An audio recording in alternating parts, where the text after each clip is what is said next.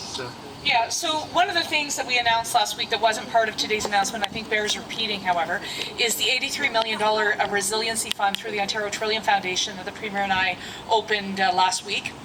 That will allow organizations that are not for profit, for example, your local food cupboards, mental health organizations, your local Legion, and perhaps even your local museums and art galleries, as well as libraries, to access capital funds, support for fundraising in a new COVID-19 environment, the ability to provide mental health support for your volunteers and your staff, and help with a business plan on a go-forward basis. So that $83 million fund has been opened immediately.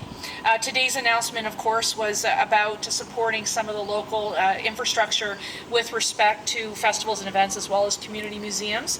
But will be additional funds flowing through our ministry.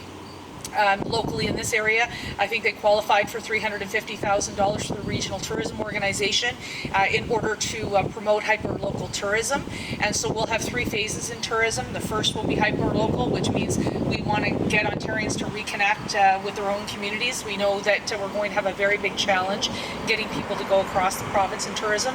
So getting people to see what they haven't seen maybe in the last couple of years or decades even in their own communities. The second phase will be more domestic staycations. That will be when where we start to see rural communities being able to welcome a greater capacity of visitors from urban areas. It's also going to be when we start to see bubbles like the Atlantic bubble start to ease their restrictions, so we can accept visitors more readily domestically. And then the third phase, and this is going to take the longest period of time, will be when international travelers are able to come back into our borders, and that will obviously be highly dependent on the federal government's decisions, as well as our airline capacity and infrastructure.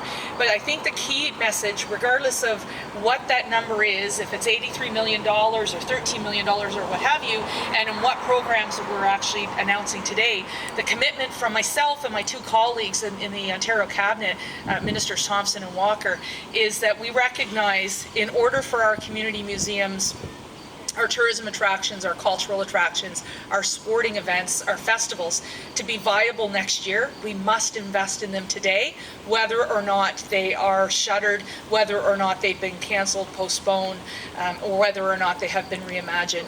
And I think that Minister Walker had a line that I am always going to steal. I may even attribute it to you. I may, is just the pride in our past and the faith in our future.